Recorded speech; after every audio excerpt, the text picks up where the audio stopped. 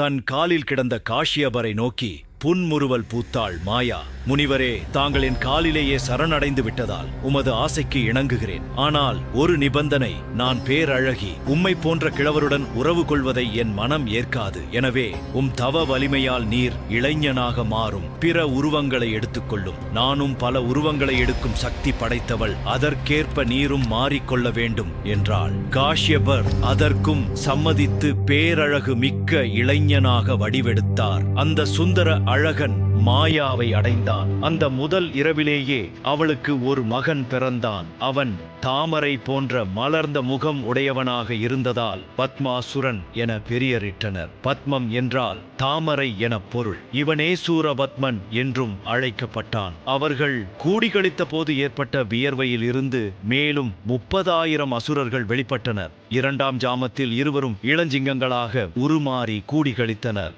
அப்போது 1000 முகம் கொண்டவனும் 2000 கைகள் உள்ளவனுமான ஒரு மகன் பிறந்தான். இவனது பெயரே சிங்கமுகன். அப்போது ஏற்பட்ட வியர்வையிலிருந்து 40,000 சிங்கமுக அசுரர்கள் உற்பத்தியானார்கள். 3ஆம் ஜாமத்தில் யானையாக அவர்கள் வடிவெடுத்து கழித்திருந்த போது யானை முகம் கொண்ட தாரகாசுரனும் அவனோடு 40,000 யானைமுக சூரர்களும் பிறந்தனர். 4ஆம் ஜாமத்தில் ஆடுகளாக மாறி கூடினர். அப்போது ஆட்டு முகம் கொண்ட அஜாமுகி என்ற மகள் பிறந்தாள். அவளோடு ஆட்டு முகம் கொண்ட 30,000 அசுரர்கள் உருவாயினர். மறுநாள் பகலிலும் காஷ்யபரின் ஆசை கடல் வற்றவில்லை.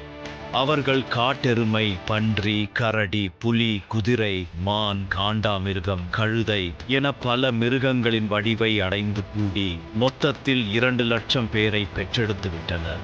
இவர்கள் யாரும் குழந்தை வடிவினராக பிறக்கவில்லை. காஷ்யபரின் நவசக்தி, மாயாவின் மாயாஜாலம் ஆகியவற்றால் இளைஞர்களாக பிறந்தனர். இவர்களின் முதல் மகனான சூரபத்மன் பெற்றோர் முன்வந்து வணங்கினான். தாயே, தந்தையாரே, லட்சக்கணக்கில் சகோதரர்கள் எனக்கு இருக்கிறார்கள். நாங்கள் ஏன் பிறந்தோம்? எங்களால் உங்களுக்கு ஆக வேண்டியதென்ன? சொல்லுங்கள். தங்கள் கட்டளைக்கு காத்திருக்கிறோம் என்றான். காஷ்யபர் தன் மக்களுக்கு நல்லுபதேசம் செய்தார். மக்களே, இவ்வுலகில் தர்மமே என்றும் வெல்லும். நீங்கள் தர்மத்தின் பயப்பட்டிருங்கள். தர்ம காரியங்கள் பல செய்யுங்கள். சிவபெருமானை குறித்து நீங்கள் தவம் செய்யுங்கள். ஆன்மீக சாதனைகளே உங்களுக்கு நிரந்தர இன்பம் தருபவை. குத்சர் என்ற முனிவர் இறந்த ஒருத்தியை கூட தன் தவ வலிமை மூலம் பிழைக்க வைத்தார். மிருகண்டு முனிவரின் புதல்வன் மார்க்கண்டேயன் சிவனின் திருவருளால் யமனையே வென்று என்றுமே இளைஞனாக இருக்க வரம் பெற்றான். சிவன்தான் இவ்வுலகமே. அவரை வணங்கி தர்மத்தை நிலைநாட்டுங்கள். இதன் மூலம் என்றும் அழியா தேவலோக வாழ்வை பெறலாம் என்றார். இப்படி சொல்லிக் கொண்டிருக்கும் போதே அவர் ஆழ்ந்த தியானத்தில் மூழ்கிவிட்டார். தன் மக்களை தாய்மாயா அழைத்தாள். என் அன்பு குழந்தைகளே, பெற்ற தாய் சொல்வதை கேட்பதே பிள்ளைகளுக்கு அழகு. உங்கள் தந்தை சொல்வதில் கருத்தும் இல்லை, இன்பமும் இல்லை, சாரமும் இல்லை. இதற்காகவா நான் உங்களை பெற்றேன்? அவர் சொல்லும் வாழ்க்கை துறவரம் போல் அமையும். முனிவர்களுக்கும் யோகிகளுக்குமே அது பொருந்தும். என் ஆசை அதுவல்ல. நீங்கள் இந்த ஜகத்தையே வெல்ல வேண்டும். எல்லா லோகங்களும் உங்கள் கட்டுப்பாட்டில் வர வேண்டும்.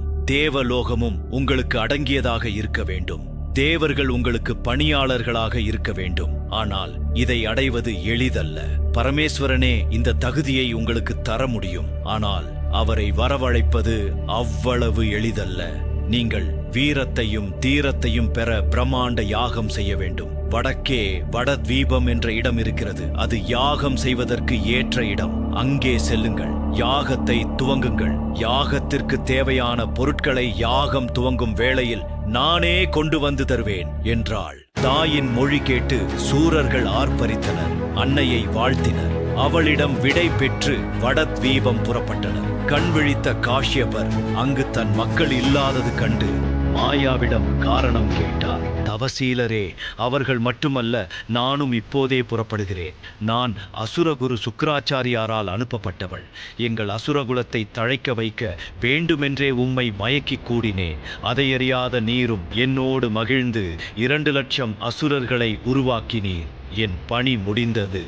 நானும் செல்கிறேன் என்றவள் மாயமாய் மறைந்து விட்டாள். அவள் மட்டுமல்ல, அவள் எழுப்பிய மாளிகை கூட கோபுரங்களும் மறைந்தன. காஷ்யபர் தான் செய்த தவறை நினைத்து அழுதார். அப்பொழுது அவரது முதுகை வருடிக் கொடுத்து, காஷ்யபா, என் அன்பு மகனே என அழைத்தது ஒரு குரல். மீண்டும் அடுத்த பகுதியில் சந்திப்போம். எமது சேனலை சப்ஸ்கிரைப் செய்து எம்முடன் இணைந்திருங்கள். வணக்கம்.